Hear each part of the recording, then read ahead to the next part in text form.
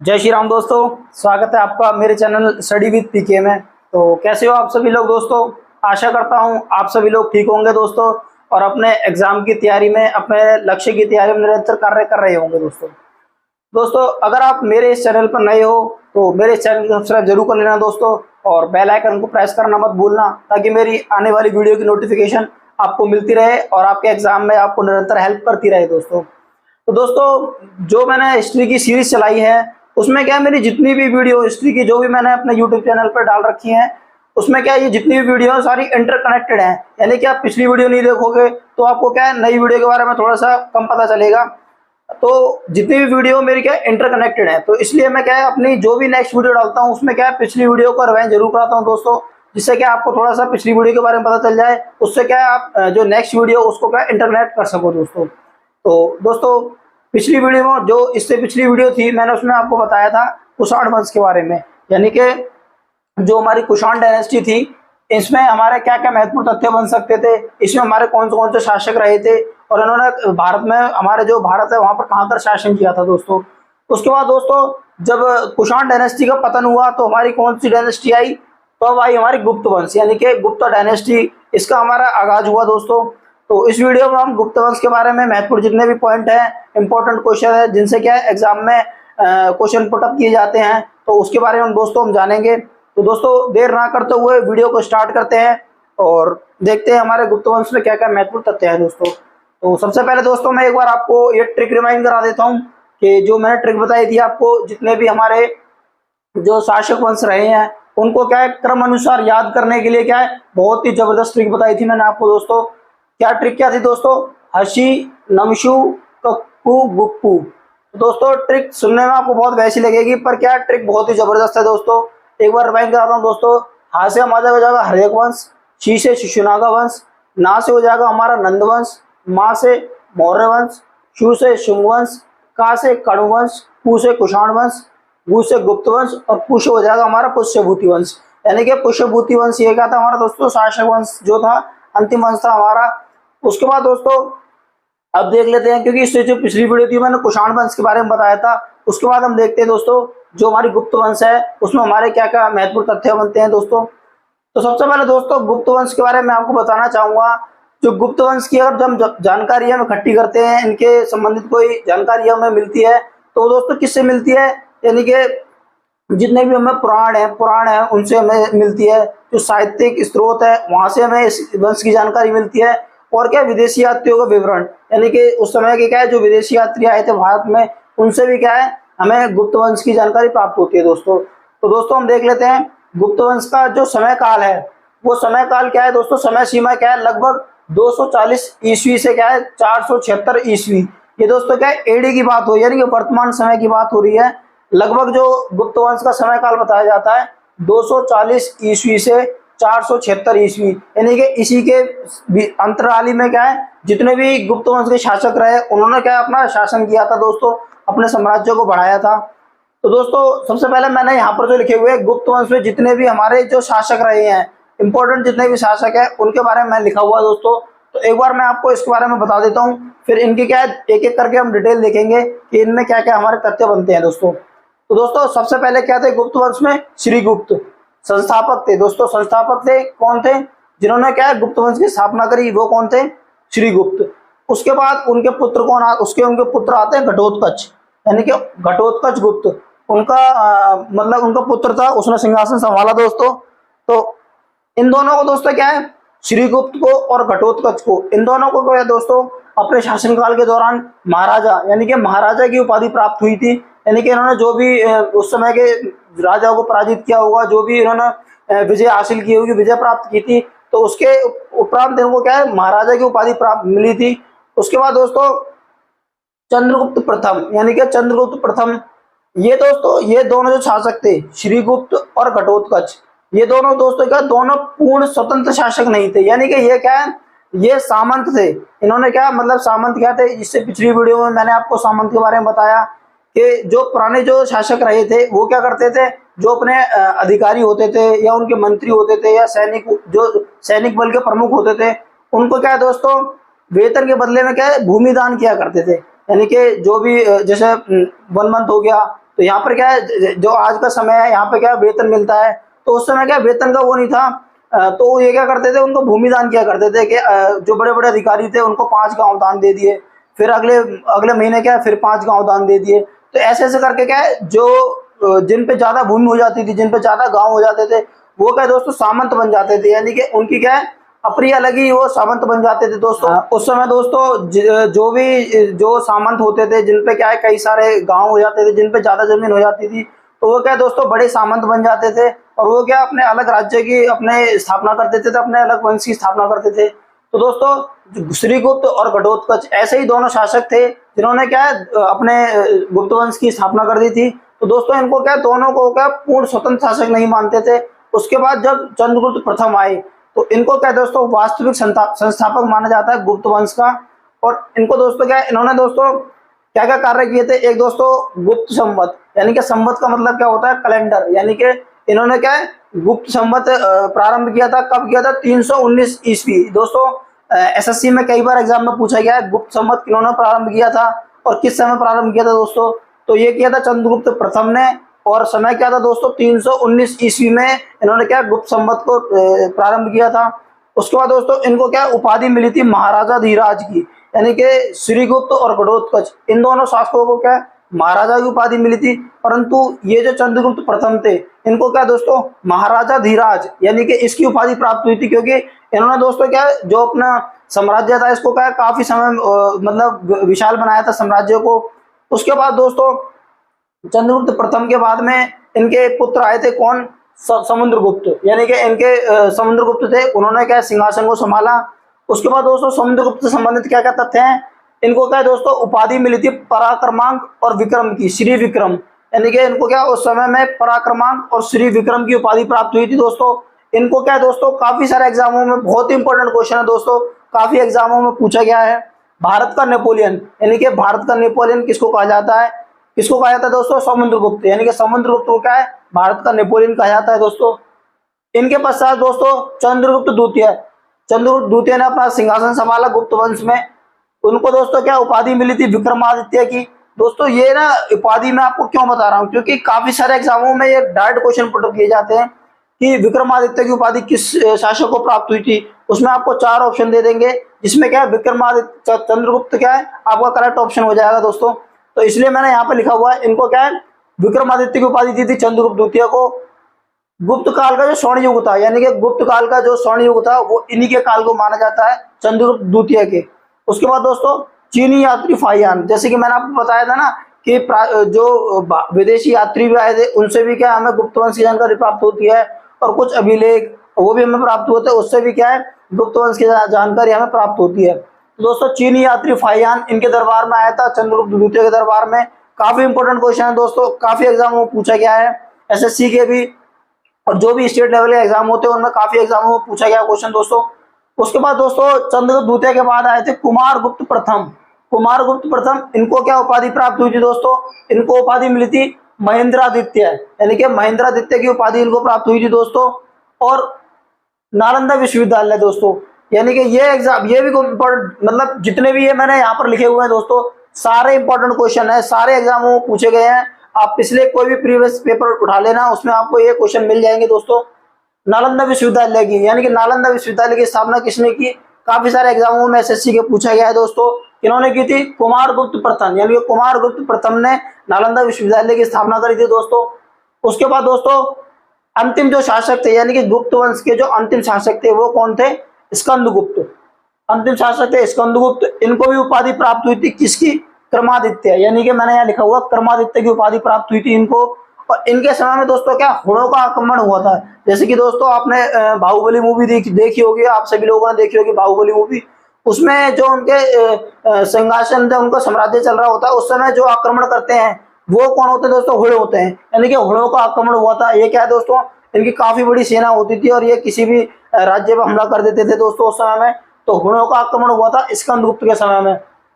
दोस्तों एक बार दोबारा रिवाइंड कर देता हूँ कि हमारे जो गुप्त वंश है इसमें दोस्तों काफी सारा मतलब गुप्त वंश क्या है, इसमें काफी सारे शासक रहे हैं और सभी इंपॉर्टेंट है, यानी कि इन्होंने क्या है इनसे काफी सारे एग्जामों में क्वेश्चन पूछे जाते हैं। इसलिए मैं क्या है इनके गुप्त वंश के जितने भी शासक रहे हैं उन पर क्या काफी ध्यान दे रहा हूँ। तो एक बार मैं आपको रिवाइंड कर देता हूँ। गुप्त वंश में सबसे पहले प्रथम शासक थे श्रीगुप्त, संस्थापक थे दोस्तों। उसके बाद इनके पुत्र घटोत्कच, घटोत्कच के बाद चंद्रगुप्त प्रथम, चंद्रगुप्त प्रथम के बाद में समुद्रगुप्त, समुद्रगुप्त के बाद चंद्रगुप्त द्वितीय, चंद्रगुप्त द्वितीय के बाद में आए थे दोस्तों कुमारगुप्त प्रथम, और उसके बाद जो अंतिम शासक थे वो कौन थे दोस्तों, स्कंदगुप्त। और दोस्तों इनकी जो उपाधियां हैं, उपाधियों को भी बड़े ध्यान से आप पढ़ना, इनको नोट डाउन कर लेना दोस्तों। काफी सारे एग्जामों में इनके उपाधियों से क्वेश्चन आते हैं दोस्तों।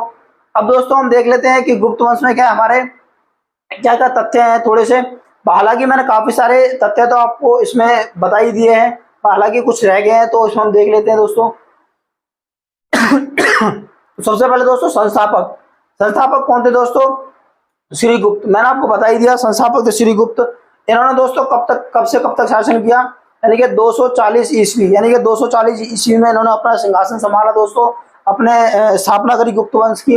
और कब तक शासन किया दोस्तों, 280 ईस्वी तक, यानी कि 280 ईस्वी तक इन्होंने शासन किया दोस्तों। और ये दोस्तों जो श्रीगुप्त थे ये कौन थे दोस्तों, ये कुषाण वंश के सामंत थे। सामंत दोस्तों मैंने आपको बता ही दिया, यानी कि जो कुषाण वंश था इसमें क्या है, ये सामंत थे, यानी कि इनके क्या है मंत्री जो अधिकारी होंगे, सेना बल के प्रमुख होंगे वो थे ये। और जब इनको क्या भूमि ज्यादा दाम में मिल गई तो ये क्या सामंत बन गए। तो इन्होंने जो इनके कमजोर शासक होंगे उनको मारकर क्या है गुप्त वंश की क्या है स्थापना कर दी दोस्तों।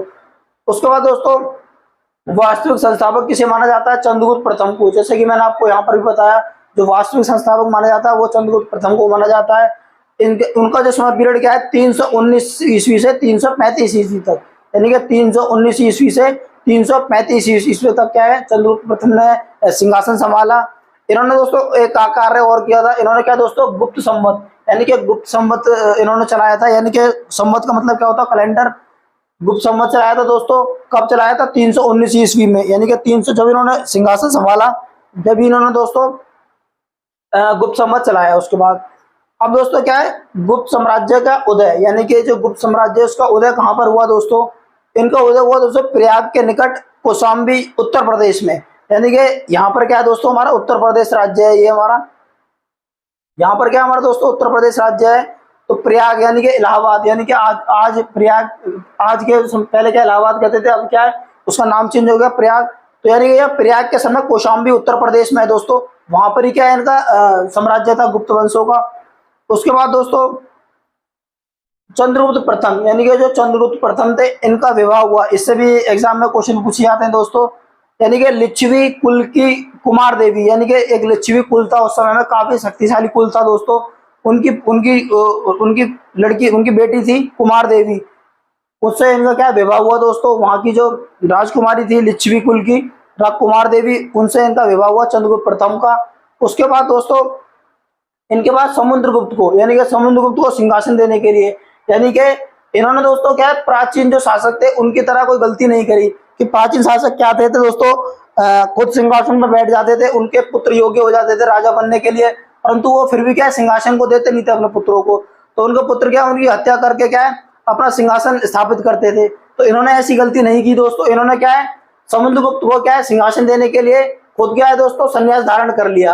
यानी कि ये प्रथम शासक थे जिन्होंने क्या है अपने पुत्र को सिंहासन की गद्दी देने के लिए क्या है खुद क्या है संन्यास धारण कर लिया और अपने पुत्र समुद्रगुप्त को क्या है राजा बना दिया दोस्तों। उसके बाद दोस्तों जो समुद्रगुप्त का जो समय पीरियड है वो क्या है दोस्तों 335 ईस्वी से 380 ईस्वी, यानी कि 335 ईस्वी से 380 ईस्वी के बीच में इन्होंने क्या अपना राजपाट संभाला दोस्तों। उसके बाद दोस्तों समुद्रगुप्त का दरबारी कवि, ये भी दोस्तों एग्जाम में पूछा जाता है। दरबारी कवि कौन थे दोस्तों, हरिशेन, यानी कि हरिशेन क्या है दरबारी कवि थे। और इन्होंने क्या है दोस्तों प्रयाग प्रशस्ति, यानी कि प्रयाग प्रशस्ति एक ग्रंथ था उसकी रचना करी थी किन्होंने, हरिशेन ने, जो समुद्रगुप्त के दरबार में क्या है कवि थे दोस्तों। उसके बाद दोस्तों समुद्रगुप्त ने क्या है दोस्तों 6 प्रकार की स्वर्ण मुद्राएं चलाई थी, यानी कि जो स्वर्ण मुद्राएं होती है इन्होंने क्या 6 प्रकार की स्वर्ण मुद्राएं चलाई थी अपने समय में समुद्रगुप्त ने। दोस्तों समुद्रगुप्त को भारत का नेपोलियन क्यों कहा जाता है, क्योंकि ये एकमात्र जो शासक थे इन्होंने क्या लगभग क्या है लगभग संपूर्ण भारत पे ही अपना सिंहासन संभाला था। इन्होंने क्या अपने पूरे जीवन काल में कभी हार स्वीकार नहीं करी, इनको क्या कभी हार का मतलब ये कभी किसी राजा से हारे नहीं दोस्तों। तो इसमें क्या है दोस्तों मैं बताना चाहूंगा जैसे कि दोस्तों ये हमारा क्या है, उत्तर भारत है, ये हमारा भारत है। जैसे आप इसको इंडिया का मैप समझ लीजिए। जैसे ये हमारा उत्तर भारत है दोस्तों, तो यहाँ पर क्या है, ये पूरा जो उत्तर भारत है इसमें असम, मणिपुर, मेघालय और तुम्हारा यहाँ पर हमारा उत्तर प्रदेश, हरियाणा, पंजाब सब चीज आ जाती है उत्तर भारत में दोस्तों। यहाँ क्या क्या है दोस्तों, इन्होंने 9 राज्य है, यानी कि लगभग क्या है 9 राज्यों को पराजित किया था दोस्तों। यानी कि 9 राज्य के जो शासक थे उनको पराजित करके क्या है अपना सिंहासन संभाला था। और वही जब हम दक्षिण भारत की बात करते हैं दोस्तों, यानी कि ये जो हमारा दक्षिण भारत है यहाँ से लेकर ये पूरा जो हमारा दक्षिण भारत है दोस्तों, यहाँ पर इन्होंने क्या है दोस्तों 12 राज्यों को, यानी कि 12 राज्यों के जो शासक थे उनको पराजित किया था दोस्तों। तो आप देख सकते हैं दोस्तों कितने शक्तिशाली शासक थे हमारे समुद्रगुप्त दोस्तों। यहाँ पर उत्तर भारत में क्या है 9 राज्यों के शासकों को हराया, और जो दक्षिण भारत में क्या है 12 राज्यों के जो शासक थे वहां तक इन्होंने क्या दोस्तों उनको हराया। यानी कि तमिलनाडु के यहाँ पर कांची, वहां तक इन्होंने दोस्तों अपना जो साम्राज्य था उसका फैलाव किया, उसके साम्राज्य को बढ़ाया दोस्तों। तो आप अंदाजा लगा सकते हो दोस्तों, इन्होंने अपने जीवन काल में मतलब कभी भी हार स्वीकार नहीं करी, हार नहीं देखी दोस्तों। तो इन्होंने क्या उत्तर भारत में 9 राज्य और दक्षिण भारत में क्या 12 राज्य के शासकों को हराया था दोस्तों।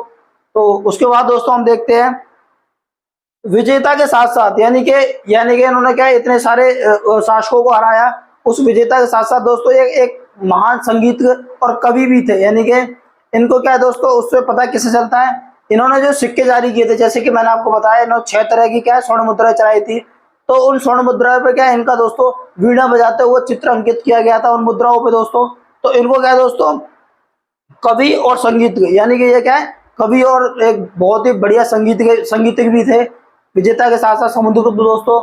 उसके बाद दोस्तों मैंने बताया सिक्कों पर क्या है वीणा बजाते हुए इनको क्या है कविराज की उपाधि, यानी कि इनको क्या है कविराज की उपाधि प्राप्त है। जैसे कि मैंने आपको बताया कि इनको क्या पराक्रमांक, विक्रम और भारत का नेपोलियन कहा जाता है। ऐसी दोस्तों को क्या है कविराज की उपाधि भी प्राप्त थी, क्योंकि इनके अंदर हुनर था उस चीज का, कवि का, कविता का और क्या है संगीत का होने का।